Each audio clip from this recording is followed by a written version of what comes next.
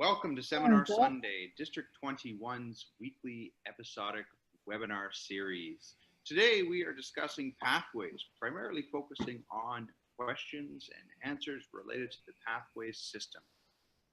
It is sure to be an exciting episode. Thank you for joining us wherever you happen to be here for District 21's weekly webinar series. My name is Michael Bowen, Program Quality Director with District 21.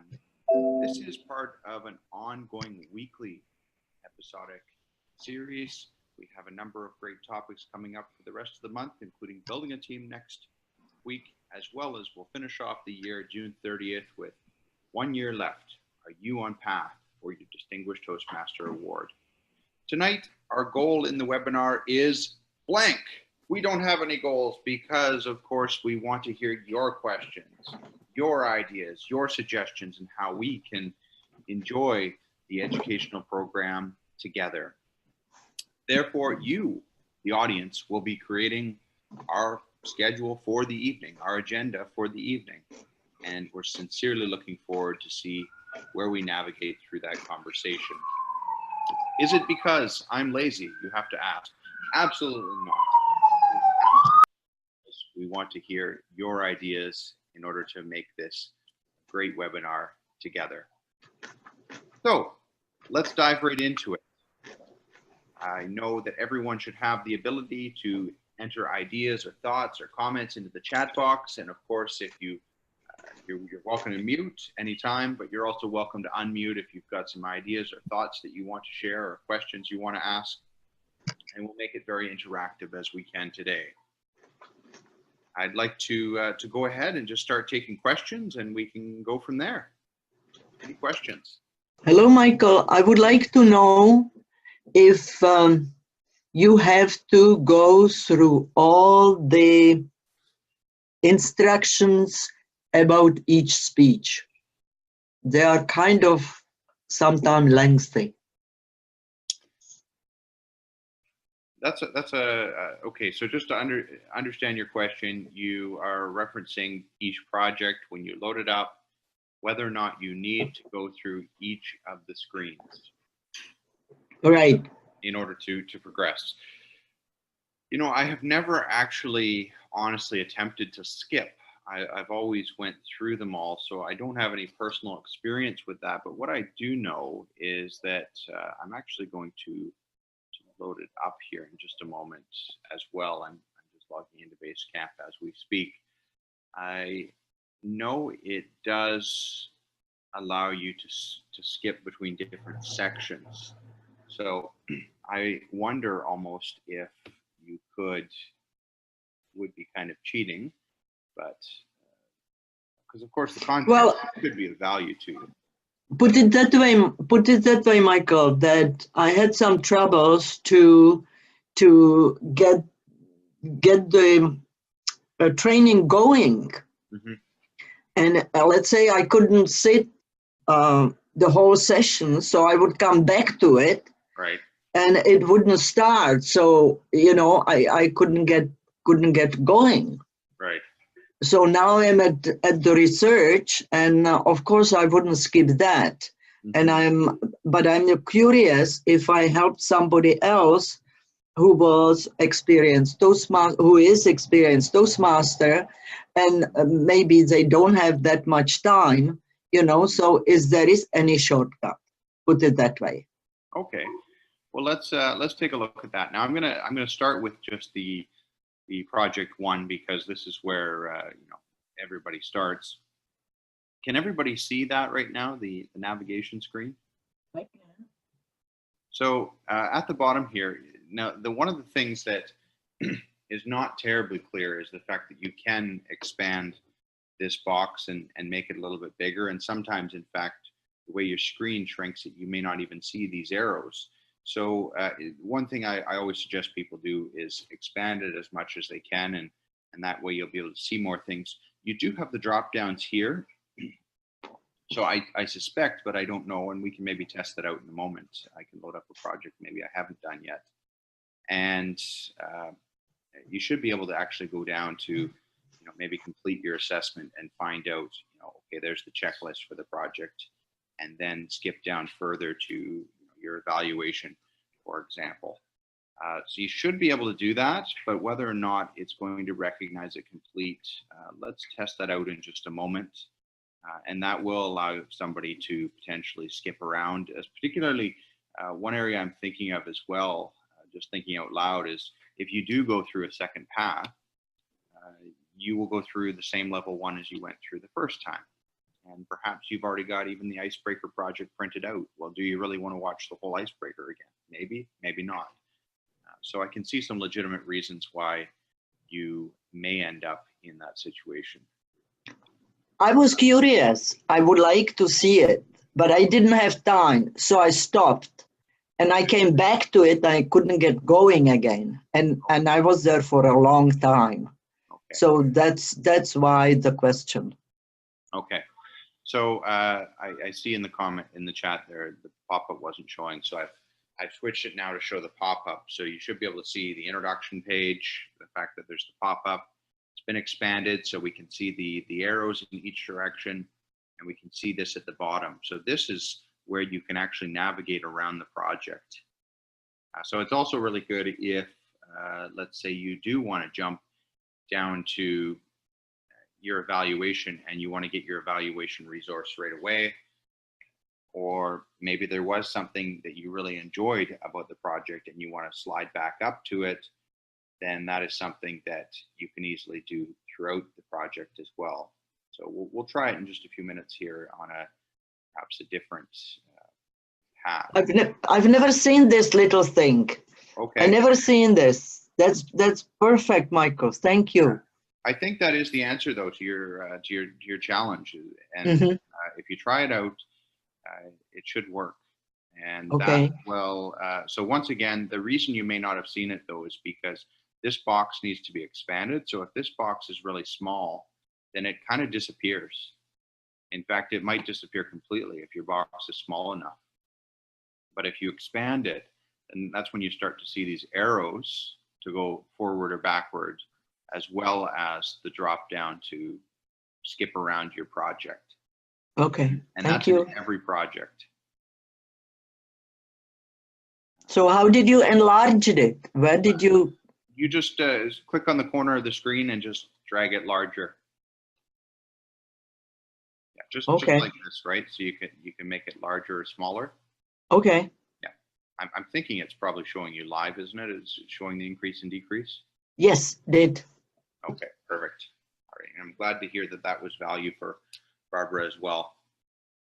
And Jim has put in here, how do we motivate people to enter pathways? Half the club is in, but not a lot of progress. About 15 minutes each. Oh, I think you were the second point there was in reference to the going through the projects. So entering pathways, that is definitely a challenge. We do not have every single club 100% on board, as I'm sure everyone on the line recognizes. And it's becoming a little bit of a challenge as well, because the result of that, of course, is that members or guests of your club join, become new members, they feel a little bit like they're not included in the party that everybody else is having, because people are doing different things. And if they go and ask an experienced member, oh, well, how do I do this? The experienced member may not have that knowledge to support them. That will change as time goes along, of course. I mean, Pathways is going to become second nature as time goes on, and unfortunately, we'll probably lose some people in the progress, but we will also gain some valuable people that are experts in the system as time goes on.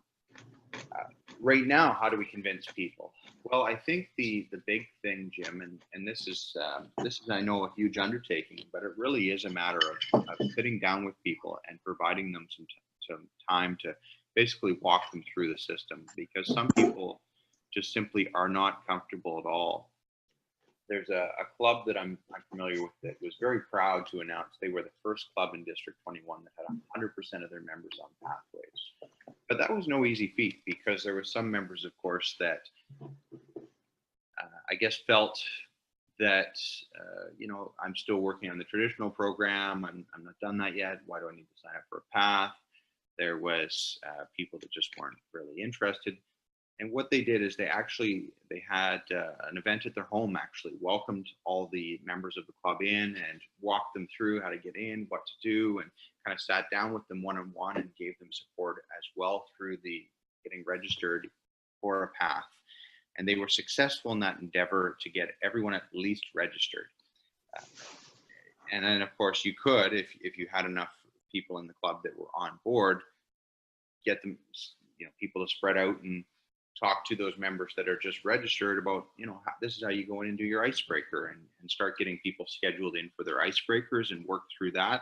Once people finish level 1, they should be very comfortable with the system already at that point, because they've had a chance to go and see kind of how it works, clicking through the screens, and you'll watch videos, you'll do this is how you get your evaluations, etc. It's just getting over that initial barrier of actually getting into the system and figuring out how you navigate around it, and then people will quickly pick it up. I think it is a little intimidating for some people, particularly if they're not really computer literate, or they don't regularly use their computer, especially if it's not for learning things. If they just kind of go on, check email and maybe Facebook or the news or something, then this is a little bit of a different interactive method of interacting with the computer that they may not be familiar with.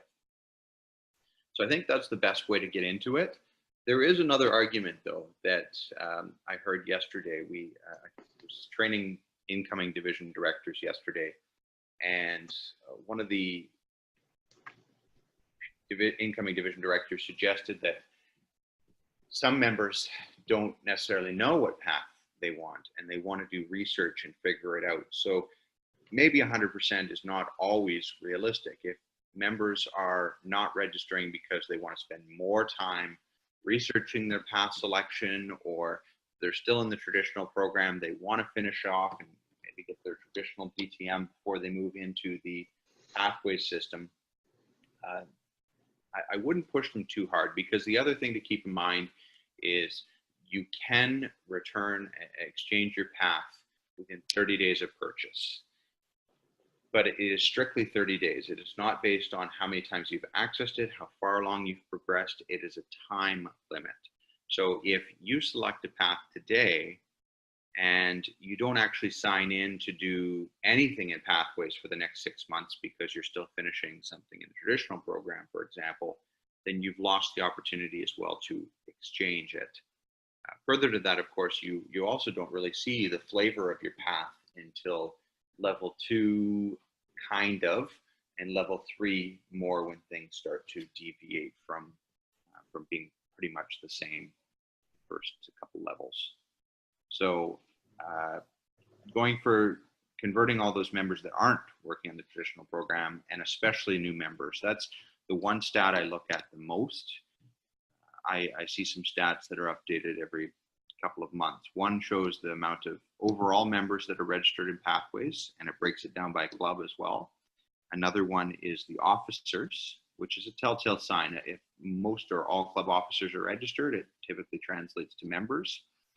And then the third one is the new members. And that is, to me, the biggest concern, because if you have a low uptake of new members in pathways, then that means that either they're working the traditional program, which they will not be eligible for getting awards in, or they're just not working any program, and that could be because they haven't been given the information about how to get onto the website and start their progress. So that's the biggest concern I see when I look at stats is, what does this reflect in the actual club?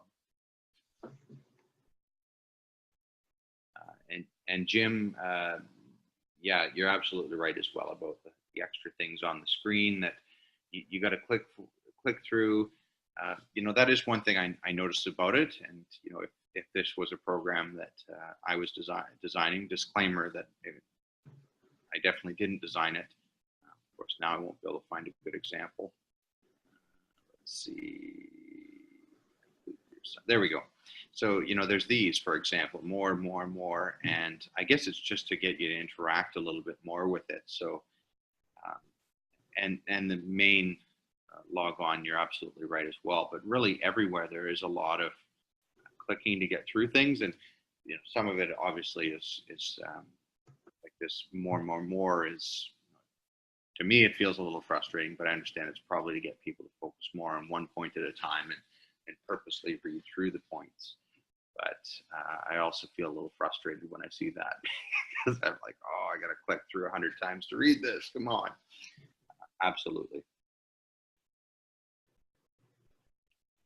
Any other questions? Happy to take lots more.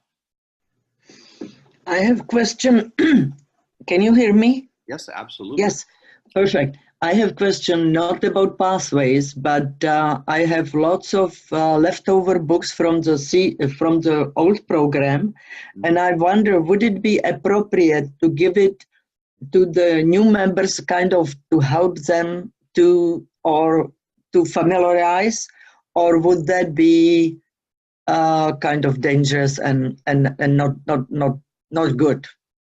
Well, I think it goes back to how we manage the change.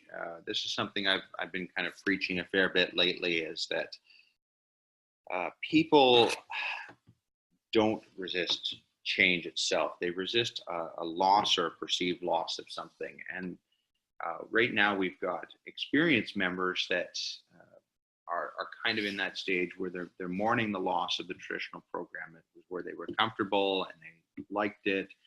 And they're not necessarily, some of them, I should say, not everybody, but some of them are not ready to make that change into this new world, this new program. And then in between the two, there's a neutral zone. And what we want to do is we want to try and minimize that neutral zone and just get people moved right over and comfortable. So I think what the risk is if we start giving those older manuals to newer members, well, first of all, it's a way for some of our members to grasp onto that and think, oh, well, yeah, those were the days, and start to have conversations with the new members that kind of end up a little bit negative in nature, as if the new programs or the current program is not necessarily the best program. Okay. What we really want to remember is that when a new member walks in, the mentality we have to display if we're going to be successful in our clubs is that this is the program, and this is the best thing since sliced bread. Because if we try to tell them, well, this is the new program, we don't really like it, new members aren't going to want to sign up. No, I didn't mean it that way. I meant to be as a help before they get into, but I think it would be counterproductive. It would be taking time away from them to do pathway. And I'm absolutely not questioning what your motivation behind it was. I agree that you're going in with just hey, this could be a helpful resource for you. But I'm just thinking what some other members may do is grab onto that. Yes. What I would recommend considering though is if you do have those books, is maybe giving them to a gavel club if there's any gavel clubs nearby, because gavel clubs, which is typically Toastmasters groups for under 18 years old, they don't have pathways. So, okay, good. That could be a possibility. Thank you. Yeah, no problem. Barbara Bryant has a question. Is one of the paths similar to the communicator manual? There is no path per se that is the same or similar to the communicator manual, but what it is the projects from the communicator manual are there, just under perhaps slightly different namings. You will see, for example, this is just right off the top of my head, in level 1, you're doing the icebreaker, and the final speech is researching, which was project number, I want to say 8, manual, if I'm remembering correctly. Or, yes, it was 8, I think. And there's also a project, I can't remember if it's required or an elective, on body movement. There are inspirational projects. So they're built in, just not straight in the same order, same naming necessarily that what you may be used to. So it's kind of just an expansion where everything is built on building level by level your knowledge. And You could argue in some way that projects 2 and 3 from level 1, where you do the speech once and then you do it a second time with the feedback incorporated, was kind of like speech 2 and 3 in the Confident Communicator Manual as well. It doesn't necessarily have the structure and how to say it the same way, but it's still providing you that initial support as you get the basics of speech crafting and delivery ironed out. Lisa Scott, we have a key new member whose goal is only to be a member for 6 months. That is her goal. Well, that's kind of sad. She is keen on learning and learning meeting roles. We offered her a CL manual that she used what is excellent to grow, even though she will not receive an award. She's also signed up for Pathways and has 2 more projects to complete her level 1. She's only been a member for a couple of months. So her only goal is to be a member for 6 months. And I think, that's a possibility that 6 months will be it. She will not continue. But it is also a possibility that she could be sold on additional time in the club. And I wonder if she could be kind of informed what's to come in Pathways, because let's say if you can get her hooked, now that she's almost finished level 1, maybe you can get her to work towards a level 5 and even serve the club in an officer role if she's into the leadership. The fact that you've provided a CL manual suggests that maybe that's something that she's into, is not just the meeting roles, but perhaps supporting the club in an officer role. So you never know. Some people join with a plan of being there for short term, and you can convert them to a lifelong member.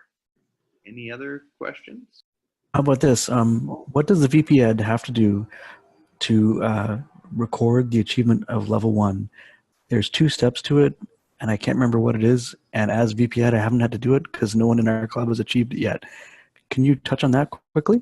Sure. Yeah, absolutely. I think that's a big misunderstanding that occurs. And that, of course, is always dangerous, because if it doesn't get done right, then you get members upset and possibly missing out on some of the club's awards as well. So when you log in, actually, I'm going to go all the way back to the Toastmasters International site. Let's go home. Part of it is because I want to show you how to get there really easily. Right here at the bottom, it's actually going to have the Toastmasters Pathways start page. So I'm just going to start there, Jim. So as VP Education, I'm not a VP Education, so I can't see it, but I'll show you where it is here. You will actually see an area here that shows as Basecamp Manager. You'll see, I believe it's 3 different boxes. The President and the Secretary will also see the same options here to go into Basecamp Manager. It's a similar interactive box type format as Basecamp itself, but it's separate and allows you some degree of administrative abilities. So you will be able to go in, and from there it will have something along the lines of complete level, something, I can't remember exactly what it is, but it'll be quite clear what it's labeled with about signing off people's level. And then it's just basically clicking approve or deny. Now, what will happen is you will only, at that point, give the individual the opportunity to move forward. So if they finish their level 1, you've just given them the sign off to move on to level 2 in the Pathways system. You have not credited them, though, with the award. So there is a difference there. One is just giving them the permission to, yep, thumbs up, you're good to go to level 2. The award is done the same way that it was done in the traditional program, where you go into Club Central, and once again, because I'm not a club officer, I can't load up Club Central right now, but by going into Club Central, you'll apply for the award just as you did way back when with any of the other traditional awards. And so that's a 2-step process, and it doesn't have to be done in that order. It can be done in either order, but both have to be done. One is to give them the award, credit for the award, One of them is just to give them the approval to proceed in Basecamp. Does that make sense? Yeah, that makes it more clear now. Thank you. I just had in my mind two things, and the way you've explained it, though, really clearly lays out the difference. One is in the pathways system as a Basecamp manager, you would look for something about approving people, and then the other is at club. Enter. Yeah, and I think you can. I'm just trying to think of someone that I know is here. We'll look for Alexis. He's in my club. Oh, okay. For whatever reason, I can't find him. But I know that when you're the VP Education, you can also search for members of your club and go into kind of their educational transcript. I don't believe I can do that because I'm not VP Ed or any officer for that matter. But what you get into when you search here for their name, and I believe this is just in the Basecamp Manager layer again, you can actually see their curriculum, and you're not able to launch it, but you can find out which projects they finished, and also if they have finished it, you can get them to, you can pull up their certificate. So you could print it off yourself, and they wouldn't even know then that, oh, well, you know, this VP Ed just went ahead and printed my certificate and presented in the meeting if you wanted to. It's really neat. It's kind of a backdoor way to get into it just because of how the system works, but it's completely, that's the way the system's been designed. It's just kind of a strange way to get into it. Just in case, I don't know if that's something your club does, but if you do get up and kind of show off the certificate, I don't believe, in fact, I know for sure, because I finished a couple levels already, you do not get certificates from Toastmasters International other than a path completion. So when you finish level 5, which I haven't, unfortunately, that's embarrassing to admit, but I have not got that far thus far. When I finish level 5, I will get a certificate in the mail, but not before that. Just in case, as well, you've got some members that have moved over, and they're wondering, hey, do I get a certificate in the mail? No, you don't get a certificate in the mail until you get level 5 complete, and then you will. While you guys are thinking of your questions, I'll point out a couple other things here. If you have not yet moved to a level, you can still see what the projects are. You just can't launch them. I'm not sure if everyone was aware of that, but it is nice because you can kind of get a preview of what is to come. And these are the electives, of course. This is for level 5, but it's the same for all the electives. You can go through and you could actually do all the electives if you want. You're required to do one in level 5, but you could do every single one of them if you really wanted to learn even deeper on whatever the electives happen to be, or a couple of them stand out as attractive to you. There's no reason that you can't do a couple of those. So that's also, I think, a common thing that people aren't necessarily familiar with. So in level 3, for example, I think I've only done 2, but I could still activate and launch a couple of them if I wanted to. So that's your decision which one of those projects you will choose. You have to complete 2, but it's your choice which ones you want to do. Absolutely. Yeah, it's up to you what you do. So going back to just the level 3 kind of landing page, it's got one required project. So that one you don't have a choice over. Okay. But then the electives, there's 2 of them, minimum 2 rather, out of 14 in this case. So you could decide, you know what, that's actually something that's of interest to me. I'm going to do that.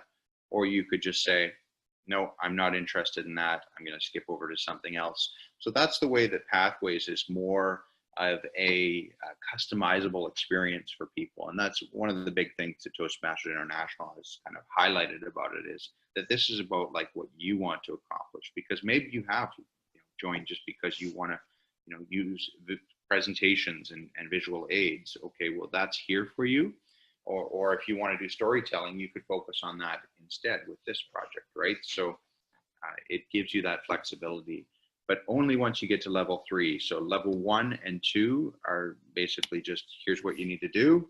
Level 3, 4, and 5, you start to get electives. Mm-hmm. Interesting. Now the electives are also, they differ in size.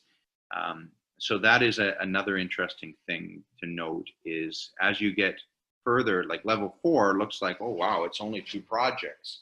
But that's because the projects are larger scale. So they may take more time. They may actually involve several speeches. So that's another kind of difference, I guess, for people, is that the amount of speeches is not just based on the amount of projects. The projects could be a whole bunch of speeches potentially. I don't know if there's any that are more than 2, but potentially they could be. So level 4 and 5, they look the easiest just because of the amount of projects, but I think they are a lot more time consuming. I mean, you go back to level 1, which again, it is the same for everyone. No matter what path you pick, level 1 will look exactly the same. And it starts off with your icebreaker, which is, of course, is 1 speech. The evaluation and feedback is 2 speeches, and researching and presenting is 1 again. So you have 4 speeches and you're finished level 1. Level 2 is similar, so they're quite fast, really. I mean, depending how many speeches or how often you speak. Let's say for a speaker that says, you know what, I'm going to speak at 1 meeting a month. Well, in 4 months, they'll be done level 1. So it's also a way to help retain people, because one of the barriers is with the Competent Communicator program, a lot of members would drop off before they finish their Competent Communicator. And I think it's one of those psychological things that, you know, by giving people that recognition more frequently, it actually helps to retain them and keep them engaged as well in the program. Because it's really easy to tell a new member, hey, you think you can do 4 speeches? And most of them are going to say, yeah, sure, you know, I'll do that in my first 6 months or whatever. And then you can actually kind of, if you're mentoring them, support them along and say, all right, well, that's, you know, 4 speeches in 6 months. We'll work together on that. And then by that time, hopefully they're hooked on enough to go on to level 2, which is 3 projects. Each one of them, just a note about level 2 as well, will have either the understanding your leadership style and or understanding your communication style. Depends on the path you select. So in this case, because I have the path of leadership development, it's only the leadership style. But if you took presentation mastery, for example, it would only have understanding your communication style. And then there's other paths that actually have both of them. Introduction to Toastmasters mentoring is also featured in every level 2. And then the 3rd project is dependent on which path you've selected. So of course, if it's got understanding your leadership style and understanding your communication style, there's no other, it's just 2 different projects here. But in this case, because it only has the 1 style, it has a managing time project. And then of course, there's various other projects that are in there. Level 3, 4, and 5 are completely different based on the path you pick, in terms of the required project, at least. So back to leadership development, level 3, planning and implementing was the required project. I think all paths are pretty much different for that. The electives have similarities though. So you will see some electives in different paths, and then there'll be some different electives in other paths as well. So it's all kind of based around whatever path you've selected. There's a link there.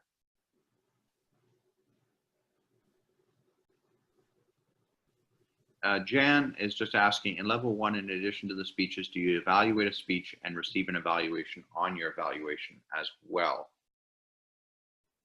You do a speech evaluation. You know, I've never seen an evaluation. I don't think I've seen the evaluation. I can't remember now, actually. Is there an evaluation on the evaluation? I know you give a speech evaluation, and I know you do this two speeches. The second one based on the first one's evaluation. I don't think there's an evaluation form for that though. I just want to go in here to my accounts. Excuse the scary picture of me. I'll have to find a better one eventually. And you can actually put in here the date that you were in different roles. You can keep track of that. So actually that could be a good answer as well for some members that are looking for some of those CL things. You could say, well, here's different roles that you can take on. Let's keep track of that, because at certain stages of the game, I mean, obviously I haven't keeping mine up to date, but at certain stages of the game, the system does expect that you've done some of the roles, and speech evaluator is one of them that you would need in order to complete a level 1. So you'd want to input when you did your speech evaluation. So again, from wherever you happen to be in the pathways system, you'll see the wheel over here. Go to my account, and from there, not only can you change your picture and make it much better than my picture, but you can pick how you want your name to look, and also the different roles that you've had over time. Okay, Barbara confirmed someone evaluates when you are evaluating. Thank you for that, because I cannot remember based on when I did it. It was a while back. I must have done it about a year ago, it looks like, level 1. So I don't remember the evaluation. I would have got it if that's what the project asked for, but that is another thing.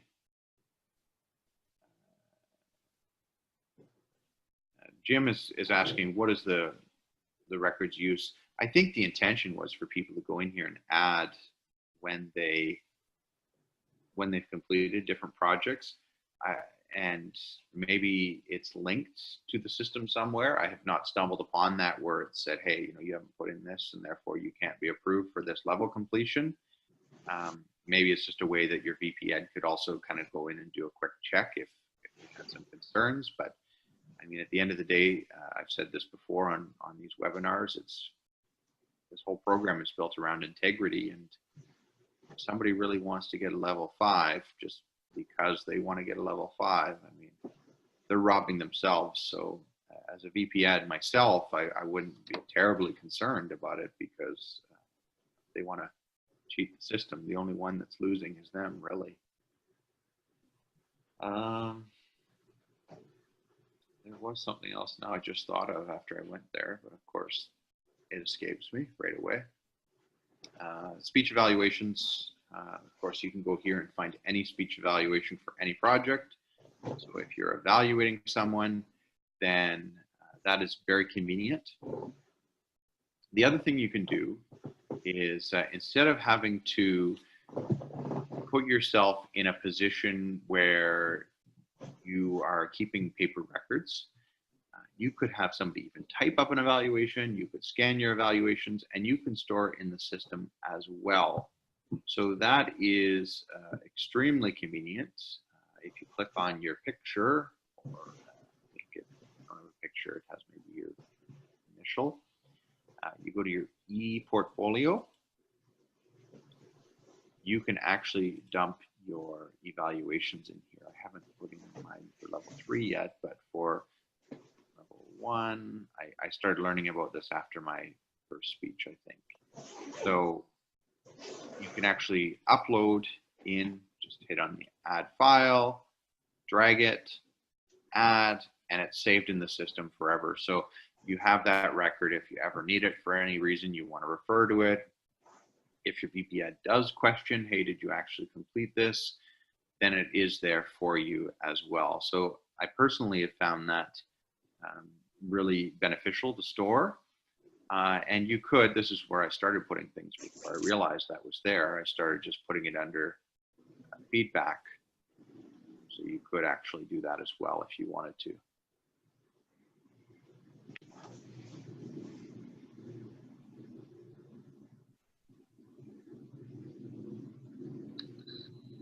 And Jim, you're right about the system only holding the one date. It is kind of strange. It's not the best way to store data for sure, but it's there if the member decides to use it, and it could be used as kind of a, hey, you know, there's a quick way for you to go in and figure out what roles you've done and what you haven't. Just make sure you put in the information once you have done it. And the other thing about the e-portfolio is, to my knowledge, it's like you just keep dumping in there if you kept doing additional paths. So eventually it could get quite full. So you just want to consider that, like how you name the files, if you want to name them a specific way in case you go on and do a second or third or whatever path.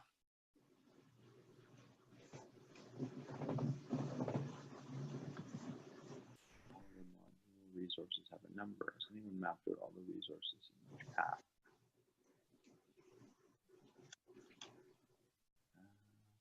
I don't quite understand what you mean there, Jim. Like just, okay, like in terms of here, how you'd documents, level 1.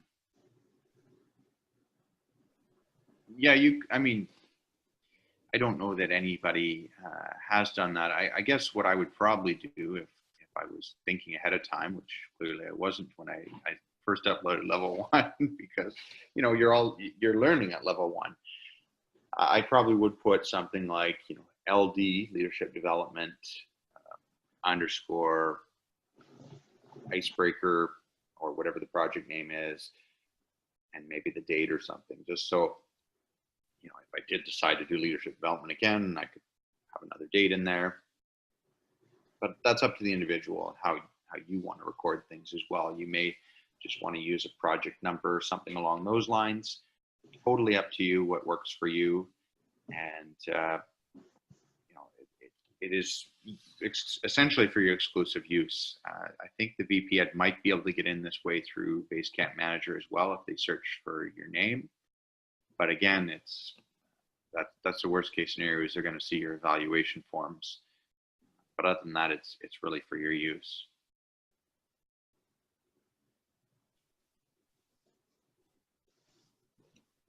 Anybody else have any questions at this time?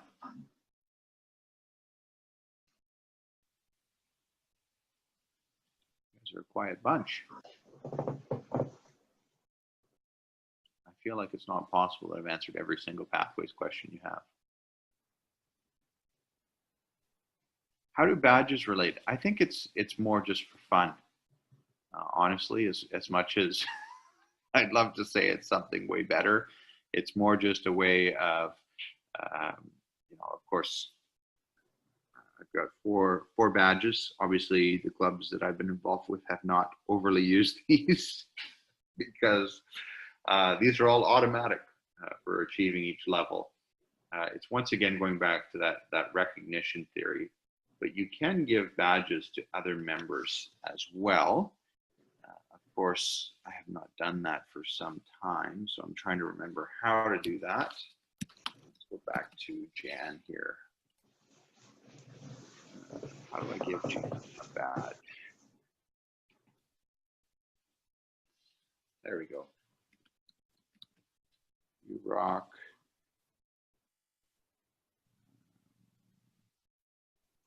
She was exceptional.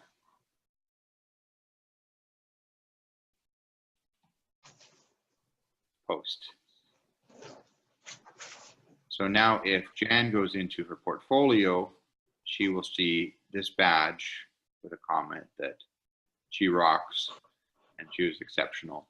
So that's really the only, you know, it's kind of just a fun thing to do and a way to recognize people in your club and give them feedback.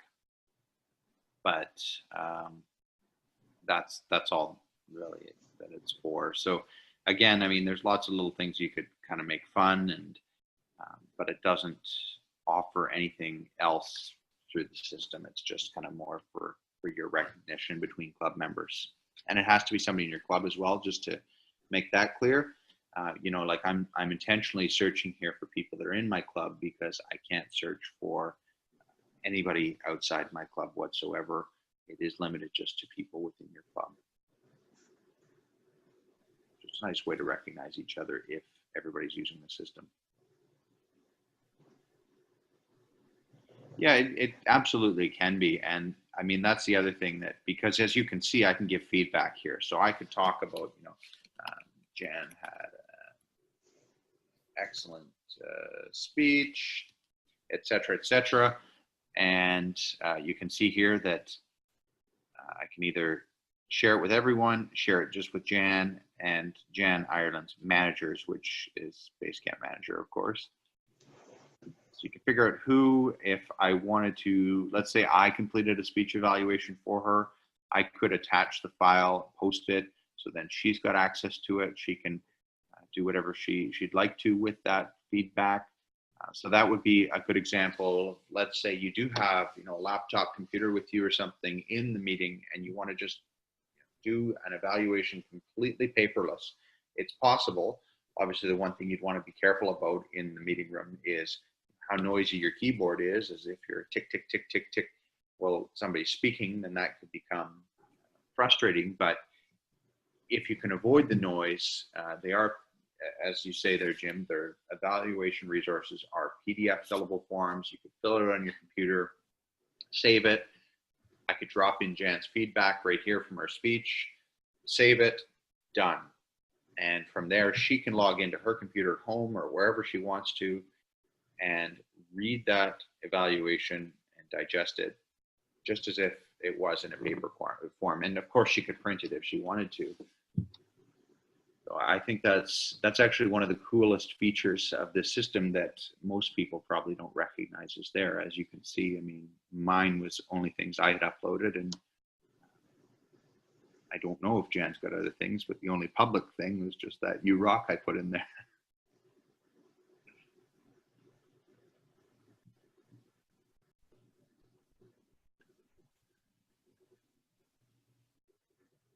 Yeah, absolutely. And the other thing that, Jim, you're just mentioning here in the comments that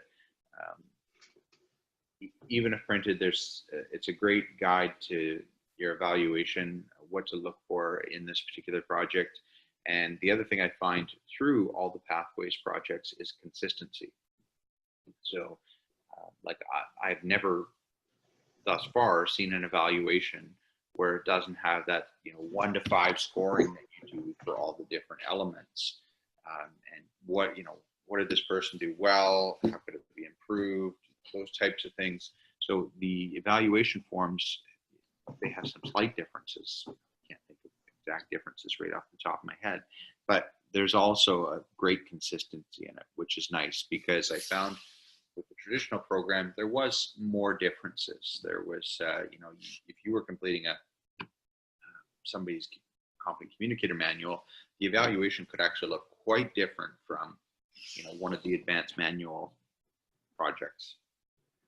Obviously, the speech goal was different, but it was still something to note.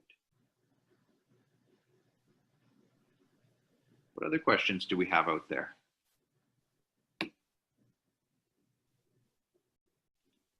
Just a few minutes left, so I'd love to take maybe 2 or 3 more questions.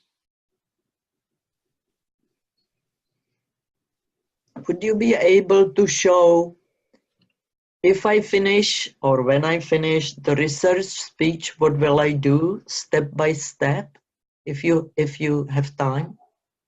Sure, yeah, okay, so once you're finished it, you mean? Yes. Okay, sorry, I just clicked on something.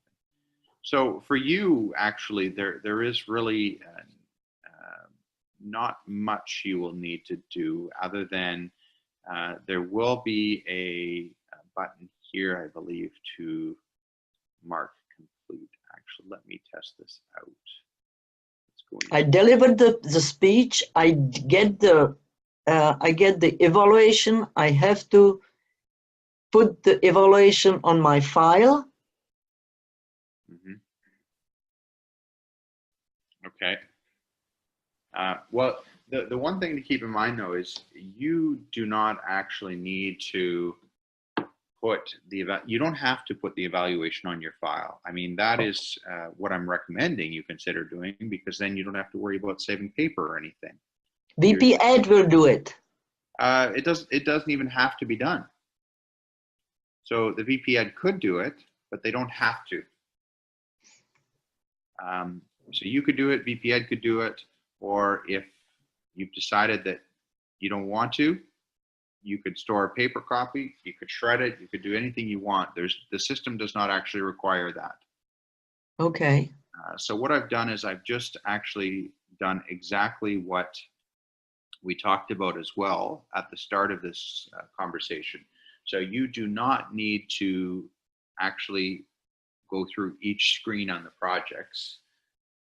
What I've done is I'll share actually the I think I can. There we go. Of course, now it's going to take forever to load. There we go. So what I did is I think I went all the way to here. It's bigger as well. The issue we had earlier. You need to complete your evaluation for, I'm just going to quickly click through all this and I'll fix it later. I will actually go through this project. I'm not trying to skip out. You need to click through all the screens. As soon as that is done, though, it's going to give you the congratulations. You are finished. Switch back to the other screen now. And then one more to do. Go, it's just loading. I'm going to do the exact same thing, and then you'll see how to complete.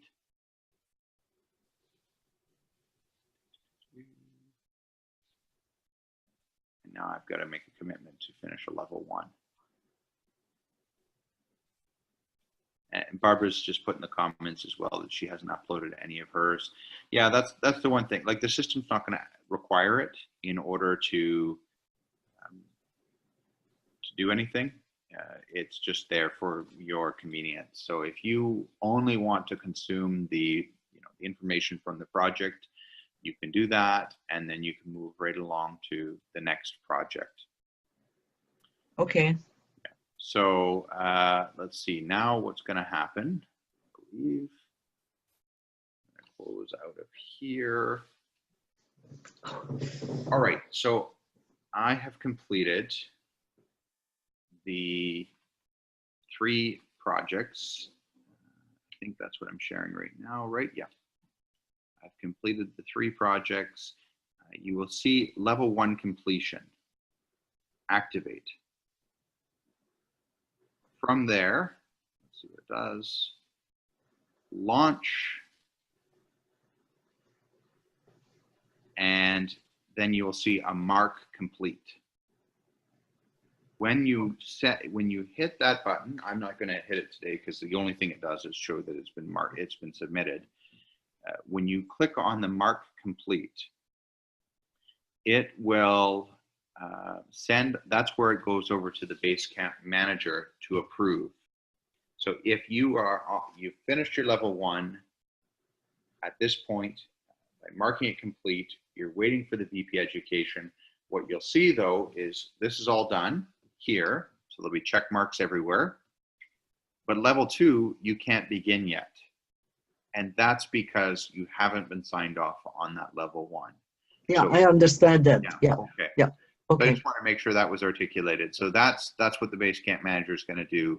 But that also doesn't mean that you've received the award for your club, because that's through the Toastmasters VPEd site.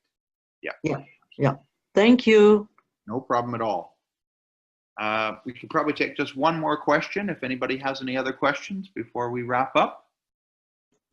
And of course, I'm happy to take more questions later as well. If people ever want to reach out to me, anything I can provide in terms of support, just feel free to contact me anytime.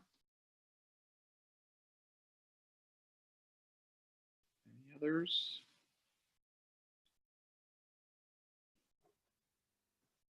Going once, going twice, going 3 times. Okay. Well, it's been a great honor to work with you through some of the pathways items this evening. Oh, okay. Sorry, I do see Jim does have a question here. He's just put in the chat. There's 10 or 11 paths with more coming. There is currently 11 paths with a humor path. Any news on the paths that may be coming? There have been talks of having an advanced leadership path. I cannot necessarily define how that would be different from just the two leadership paths we have already. And I also understand there's a parliamentary procedure mini path in the works, but I do not know the timeline currently for that. So hopefully some more news in the coming weeks and months. Of course, in August, the board of directors will present their reports. They have an annual board briefing that they provide to all the folks at the International Convention and also live stream from Denver, Colorado this year. And district leaders are also updated every January at mid-year training on some of the organizational changes. So we'll hear more hopefully in August, if not in January, about anything to do with pathways that's coming. I'd like to thank everybody for their time this evening. I hope that you found this valuable for your learning and development in the Pathways program.